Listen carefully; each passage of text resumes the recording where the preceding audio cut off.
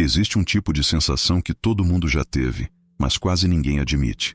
Aquela impressão incômoda de que alguém perto de você está interpretando um personagem. Não é algo que a pessoa diga diretamente, nem um gesto óbvio. É algo nos pequenos detalhes. Um sorriso que dura meio segundo a mais, um olhar que não bate com o tom de voz, uma concordância exagerada que parece ensaiada. E é nesse ponto, no quase imperceptível, que começa o terreno da falsidade. E convenhamos, todo mundo já percebeu isso em alguém, ou até mesmo em si próprio. Nietzsche diria que esse desconforto não é à toa. Para ele, por trás do comportamento falso existe sempre uma tentativa de evitar o confronto com a própria fraqueza. Pessoas falsas não mentem só para os outros, elas mentem para si mesmas antes de tudo. Elas criam versões editadas da própria personalidade porque não suportam lidar com quem realmente são. E quando você percebe isso, mesmo que seja de forma instintiva, algo dentro de você se retrai. É como se seu corpo dissesse: cuidado, tem algo errado aqui. Goffman complementaria essa ideia, afirmando que, sim, todos nós usamos máscaras sociais. Isso faz parte do jogo da vida. Mas existe uma diferença enorme entre adaptar-se ao ambiente e manipular quem está nele. A pessoa falsa ultrapassa o limite. Ela não ajusta o comportamento. Ela fabrica uma persona. E quanto mais você observa, mais percebe que essa persona não tem profundidade. É feita de frases prontas, gestos repetidos, reações padrão. É quase um roteiro. E quando alguém vive seguindo um roteiro, cedo ou tarde, algo começa a falhar. O mais curioso é que a falsidade raramente aparece de forma explícita. As pessoas imaginam que gente falsa é aquela que fala pelas costas ou trai sem pensar, mas costuma ser muito mais sutil. Às vezes é alguém que nunca demonstra irritação, mesmo quando claramente está incomodado. Alguém que concorda com tudo, mas sem convicção nenhuma. Alguém que exagera nas gentilezas, nas promessas, nas pequenas demonstrações de carinho. A máscara é sempre bonita demais para ser real. E é justamente isso que a torna suspeita. Nietzsche chamaria isso de fraqueza disfarçada de virtude. Para ele, toda pessoa que exagera na imagem de boa, humilde ou pura, está tentando compensar algo. Porque se fosse verdadeira, não precisaria de tantos adereços. Não precisaria provar nada. Já Goffman sugeriria que a inconsistência da máscara acaba aparecendo nas pequenas rupturas, na respiração acelerada, na mudança de postura quando ninguém está olhando, nos microgestos que escapam antes que a persona possa reagir. A falsidade está sempre tentando se esconder, mas nunca consegue esconder tudo. Talvez você já tenha vivido isso. Estar conversando com alguém e, de repente, sentir que algo travou. A pessoa continua sorrindo, falando normalmente, mas você percebe que há um descompasso. Como um ator que errou a marcação no palco, mas tenta continuar como se nada tivesse acontecido. É um detalhe mínimo, quase ridículo, mas basta para que seu cérebro entre em alerta. É impressionante como pequenos sinais têm força. Eles falam mais alto do que qualquer discurso. E quando você reconhece esse tipo de comportamento uma vez, começa a perceber em vários lugares. Em amigos que só aparecem quando precisam de algo. Em colegas que mudam completamente de personalidade dependendo de quem está ao redor. Em relacionamentos em que a pessoa diz, está tudo bem, mas os olhos contam outra história. É quase como descobrir uma camada oculta do mundo. Uma parte em que a verdade foi substituída por uma performance. Nietzsche diria que conviver com esse tipo de gente desgasta porque nos coloca diante de uma mentira existencial. Não é apenas um comportamento incômodo, é um tipo de energia que consome. Já Goffman explicaria que a convivência com máscaras desgasta porque obriga você a entrar no jogo. Quem está perto de alguém falso precisa, mesmo sem querer, ajustar o próprio comportamento. E isso é exaustivo. Você começa a medir palavras, controlar expressões, evitar conflitos. Tudo para não desequilibrar uma máscara que nem é sua. O mais perturbador é que, muitas vezes, a pessoa falsa não percebe que está sendo percebida. Ela acredita que está no controle, acha que está representando perfeitamente, mas não está, nunca está, porque a falsidade é uma construção frágil. Quanto mais perfeita ela parece, mais suspeita se torna. Pessoas verdadeiras não são perfeitas, elas são contraditórias, às vezes irritadas, às vezes cansadas, às vezes intensas. Elas têm textura. Gente falsa é lisa demais. E o ponto-chave é: você consegue identificar falsidade não quando a pessoa erra, mas quando ela nunca erra. Quando tudo nela parece planejado, quando cada gesto parece pensado para causar uma impressão. É aí que está o perigo. A pessoa falsa não quer apenas ser aceita, ela quer controlar a forma como é vista. E esse controle quase sempre vem acompanhado de manipulação. No final das contas, a pergunta que fica no ar é simples e incômoda. Quantas pessoas ao seu redor realmente mostram quem são? E, talvez ainda mais incômoda, será que você mesmo já percebeu quando alguém te ofereceu uma máscara em vez de sinceridade? Essa pergunta abre a porta para o que vem a seguir. Porque entender falsidade é começar a enxergar os detalhes que quase ninguém admite observar. Às vezes você acha que conhece alguém porque convive com essa pessoa há anos, porque já dividiu conversas longas, confidências, até momentos de crise. Mas na prática, você só conhece a versão que ela decidiu mostrar. É estranho pensar nisso, mas ninguém se apresenta por inteiro. Como Goffman dizia, todo mundo tem um palco e um bastidor, e a maioria das relações se passa só no palco. Pessoas falsas, então, vivem exclusivamente ali.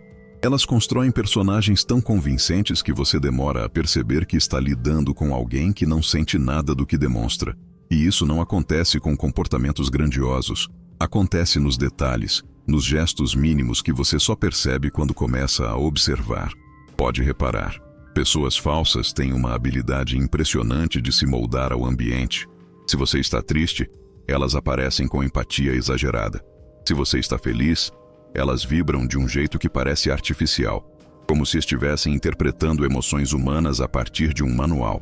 E o mais curioso é que tudo funciona muito bem enquanto você dá atenção, validação ou algum tipo de benefício.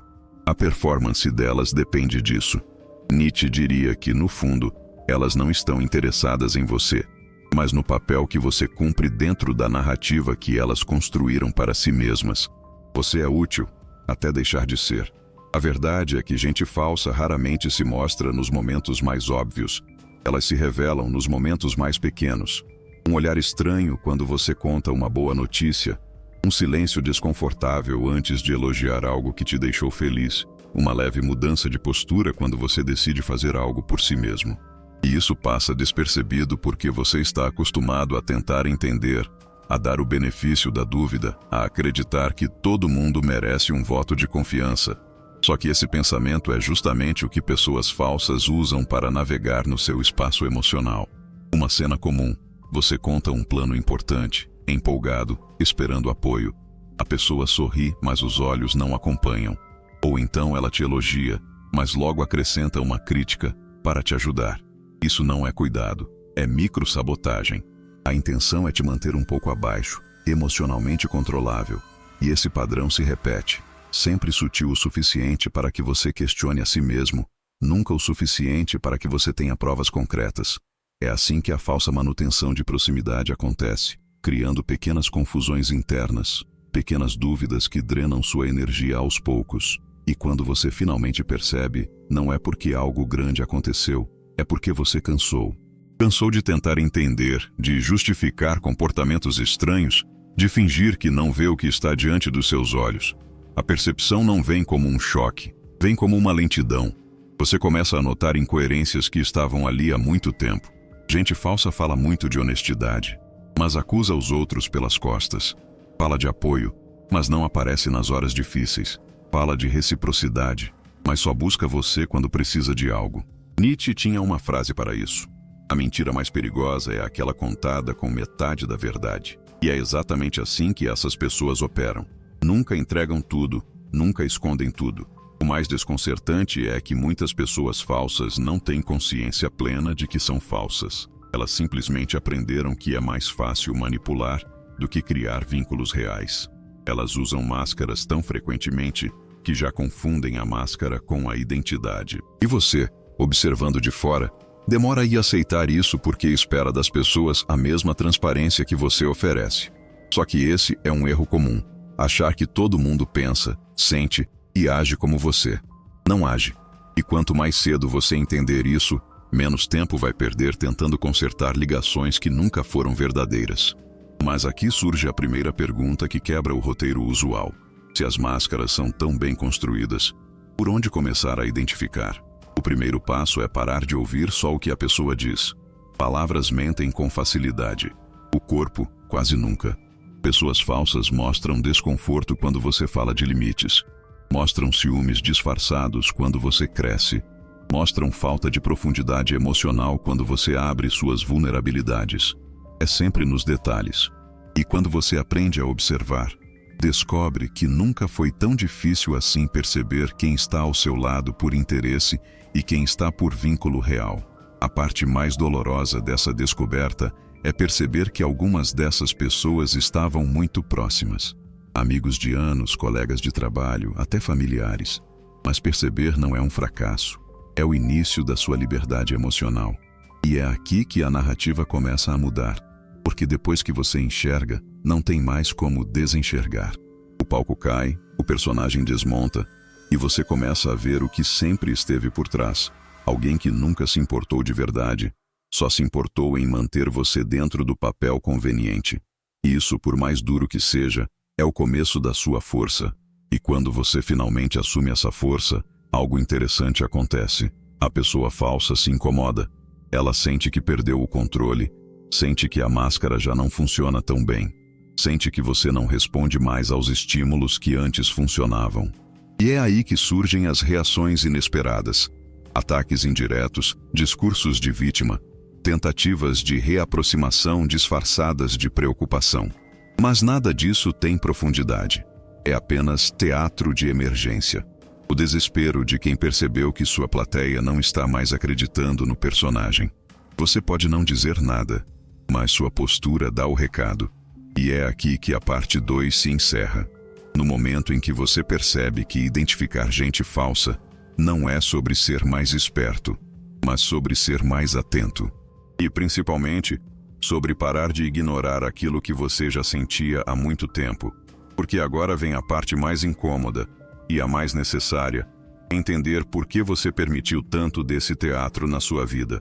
A verdade é que identificar pessoas falsas é mais fácil do que admitir o motivo pelo qual você as manteve tão perto. E essa é a parte que ninguém gosta de encarar. Não é que você não soubesse. Em algum nível, você sempre soube. Mas existia um medo silencioso de ficar sozinho, de parecer exigente demais, de perder alguém que você achava importante. Muitas vezes, a falsidade dos outros só permanece porque você, sem perceber, tenta proteger a imagem que construiu daquela pessoa e não a realidade dela. Nietzsche falava disso quando dizia que às vezes defendemos mais a nossa ilusão do que o próprio mundo. E é isso que acontece com muita gente. Você protege sua expectativa, não a pessoa real. No cotidiano, isso aparece de formas simples. Você ouve um comentário maldoso, mas pensa, a pessoa estava de cabeça quente. Percebe uma atitude egoísta, mas pensa, talvez eu esteja exagerando. Sente que algo está errado, mas diz a si mesmo, é só impressão. É sempre assim. Você se explica, se redobra, se adapta, enquanto o outro só continua sendo quem sempre foi. E quando isso se repete por muito tempo, você começa a achar que o problema é você, que está interpretando mal, que está sensível demais. Pessoas falsas adoram esse deslocamento de culpa. É confortável para elas. Elas não precisam mudar nada. Você se corrige o tempo todo. E aqui entra a parte mais profunda do que Goffman dizia. A vida social é um teatro, mas é você quem escolhe quando entregar o palco. Gente falsa só tem poder quando você responde aos papéis que ela tenta te impor. Quando você recusa o papel, o enredo desmorona.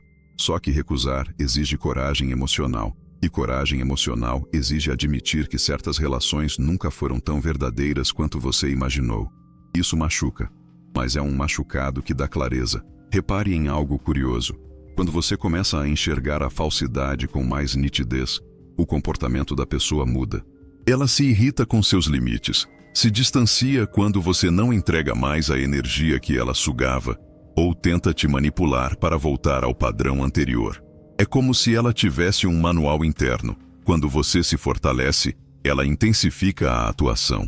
É aqui que muito do sofrimento começa, porque surge a dúvida. Será que estou sendo duro demais? Será que a pessoa realmente é assim? Será que eu estou julgando mal?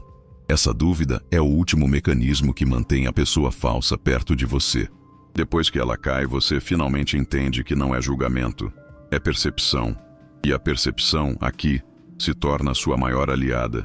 Pessoas falsas sempre têm dificuldade em sustentar coerência. Elas falam muito sobre valores, mas não os praticam. Falam de lealdade, mas espalham informações. Falam de apoio, mas somem nas suas crises. Falam de verdade, mas vivem de omissões. Gente falsa funciona bem enquanto ninguém pede profundidade. Quando você aprofunda, elas desviam. Quando você cobra clareza, elas se ofendem. Quando você exige reciprocidade, elas desaparecem. Não porque não gostam de você, mas porque não têm estrutura para relações reais. Outro ponto importante: pessoas falsas raramente permitem que você cresça. O crescimento te fortalece, e gente falsa prefere você emocionalmente menor, mais inseguro, mais dependente. O problema é que você só se dá conta disso quando, finalmente, começa a se movimentar. Quando algo bom acontece e, em vez de apoio, você recebe frieza. Quando você compartilha uma vitória e, em vez de comemoração, percebe desconforto. Esse é um dos sinais mais certeiros. Pessoas verdadeiras comemoram com você. Pessoas falsas competem em silêncio. E então surge a pergunta inevitável: por que isso importa tanto? Porque a energia ao seu redor molda sua vida emocional. E conviver com pessoas falsas drena sua força, embaralha sua visão e te faz duvidar do que sente. É um desgaste lento, mas profundo. E quando você se afasta, a sensação de alívio é tão grande que você percebe que aquela relação nunca te fez bem. Era só hábito, costume, carência, medo de perder. Nunca foi presença verdadeira. A parte mais surpreendente desse processo é que, quando você começa a se livrar de pessoas falsas, a vida parece abrir espaço para um tipo de clareza que você não esperava. Você entende melhor quem você é, percebe o que tolera e o que não tolera, sente mais nitidamente quando algo está errado. Não é que você se torne desconfiado, você se torna seletivo. Não é que você se torne frio, você se torna consciente. E essa mudança não só afasta pessoas falsas, ela atrai pessoas sinceras. Pessoas que não têm medo de transparência, de profundidade, de limites. Pessoas que não competem, não manipulam, não mentem por conveniência. E é aqui que a parte 3 termina. Na constatação de que o problema nunca foi só identificar os falsos, mas entender por que eles permaneceram. E agora que isso está claro, você finalmente está pronto para o próximo passo, o mais libertador de todos, o de reconstruir sua forma de se relacionar, sem máscaras, sem ilusões, sem desculpas. Quando você começa a enxergar a falsidade com mais clareza, o mundo ao redor assume outra dimensão. Pessoas que antes pareciam apenas estranhas passam a revelar padrões de comportamento quase previsíveis. E, curiosamente, quanto mais você percebe esses padrões, mais começa a se lembrar de situações passadas que antes não faziam sentido. É como se memórias antigas fossem reeditadas com uma nova luz. Detalhes que pareciam irrelevantes se tornam peças centrais de um quebra-cabeça que você nem sabia que estava montando. Um exemplo comum é quando alguém te trata com extrema simpatia logo no primeiro encontro. É uma simpatia exagerada, quase artificial, acompanhada de frases prontas e elogios que soam decorados. Na época, você pode ter sentido algo fora do lugar, mas ignorou. Só depois percebe que aquela pessoa estava tentando te conquistar rápido demais, como se estivesse iniciando uma negociação silenciosa. Nietzsche chamaria isso de estratégia de sobrevivência moral. Quanto mais fraca a identidade da pessoa, mais ela precisa impressionar rapidamente. Goffman diria que esse é o momento em que o ator entra em cena com sua melhor máscara, porque ainda não conhece o público que tem pela frente. Há relatos curiosos sobre esse tipo de comportamento. Um estudo conduzido por pesquisadores de psicologia social analisou pessoas com tendência à falsidade relacional.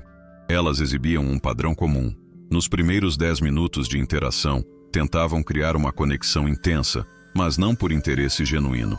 Era uma tática. Esses indivíduos usavam frases que pareciam espontâneas, mas eram repetidas em várias situações, como se tivessem um repertório pronto para uso. O mais intrigante é que, ao serem questionados depois, muitos acreditavam que realmente estavam sendo sinceros. Essa confusão entre autenticidade e performance é o que Nietzsche chamaria de auto-engano e Goffman chamaria de papel internalizado. A pessoa mente tanto para os outros que, eventualmente, acredita na própria máscara. Outro acontecimento improvável, mas comum, envolve mudanças abruptas de comportamento quando a pessoa falsa percebe que está perdendo o controle. Imagine que você decide se afastar silenciosamente, sem confrontos. De repente, a pessoa volta com mensagens longas, cheias de carinho, nostalgia ou até preocupações exageradas. É quase como se ela tivesse um radar emocional que dispara quando sente que o público está indo embora. Nietzsche diria que esse desespero por reconexão ocorre porque a máscara depende do olhar do outro para existir. Goffman explicaria que, sem plateia, o ator se desfaz. E esse desespero, às vezes dramático, revela mais sobre a intenção real do que qualquer comportamento anterior. Há também casos curiosos que acontecem em ambientes de trabalho. Um funcionário que sempre elogia colegas pode, no dia seguinte, espalhar boatos sobre os mesmos. Mas o mais impressionante não é a contradição. É o fato de que ele faz isso com naturalidade, como se não houvesse incoerência. Para Nietzsche, essa capacidade de mudar narrativas sem culpa não é fortaleza, mas fraqueza moral extrema. Para Goffman, isso ocorre porque a máscara usada para cada audiência é diferente. O ator muda conforme os olhos que o observam. E é exatamente isso que torna a falsidade tão difícil de identificar em ambientes sociais grandes. A pessoa adapta seu papel com uma velocidade quase teatral. Uma história surpreendente contada por um professor de sociologia ilustra isso perfeitamente. Ele relatou que, em uma turma, havia uma aluna extremamente simpática, gentil e sempre disposta a ajudar. Todos a adoravam. Mas, por um descuido, ela enviou uma mensagem para o grupo errado, criticando ferozmente as mesmas pessoas que dizia admirar. O choque não foi apenas pelo conteúdo, mas pela naturalidade com que ela alternava entre dois papéis opostos. Goffman diria que essa foi simplesmente uma falha de bastidores, um momento em que a cortina caiu antes da hora. Nietzsche diria que essa falha foi uma revelação inevitável, porque nenhuma máscara consegue se sustentar o tempo todo. Mas talvez os relatos mais perturbadores sejam aqueles que envolvem falsidade emocional profunda, como quando alguém se aproxima em momentos de vulnerabilidade, oferecendo apoio, compreensão e cuidado. No início parece genuíno, mas com o tempo você percebe que essa proximidade cobra um preço alto: dependência emocional, culpa ou manipulação. Pessoas falsas muitas vezes escolhem exatamente os momentos em que você está fragilizado para construir esse tipo de vínculo. É uma estratégia antiga, aproximar-se quando o outro está com baixa defesa. Nietzsche diria que isso revela não maldade, mas uma busca desesperada por poder, mesmo que disfarçado de afeto. Goffman diria que esse é o papel mais difícil de detectar, porque mistura verdade com performance de forma quase perfeita. A falsidade também aparece em situações improváveis, como elogios que não fazem sentido. Você diz algo simples, e a pessoa responde com um elogio exagerado. No momento parece apenas gentileza, mas depois você percebe que o elogio não tinha contexto, não tinha intenção real. Era apenas um mecanismo de aproximação. Alguns psicólogos chamam isso de comodidade afetiva. A pessoa distribui afeto artificial como forma de construir terreno emocional. Nietzsche chamaria isso de moeda falsa da moral. Goffman diria que é o equivalente social de acenar para o público antes da apresentação principal. O mais impactante em tudo isso é que, quanto mais você observa, mais percebe um padrão.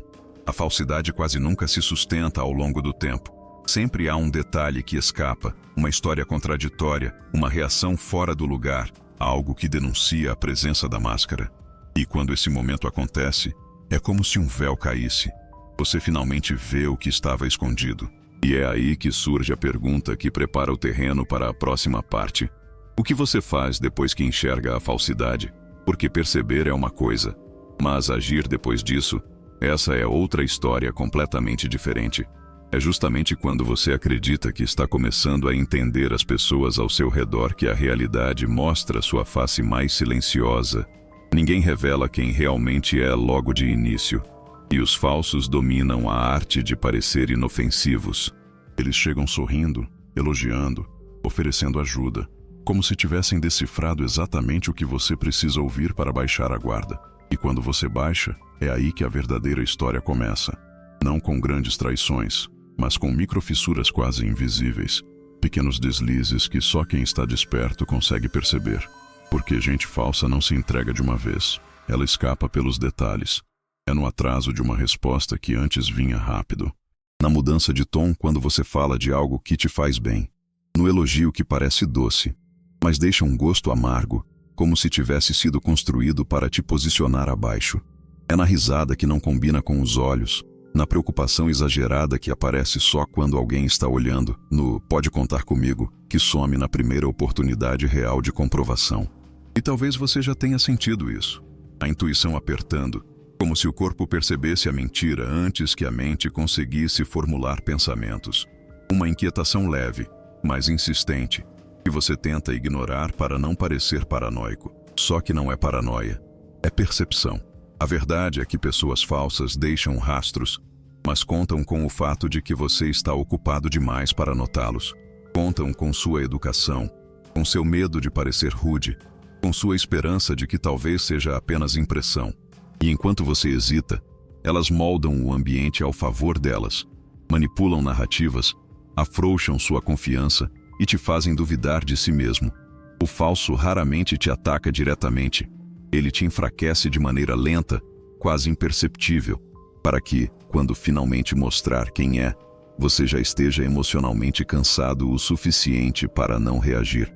Mas existe um momento em que a máscara treme, e quase sempre ele aparece quando você faz algo simples. Estabelece um limite. Um "não posso agora", um "não concordo", um "acho que isso não é justo". Para pessoas verdadeiras, isso é normal. Para pessoas falsas, é um insulto imperdoável.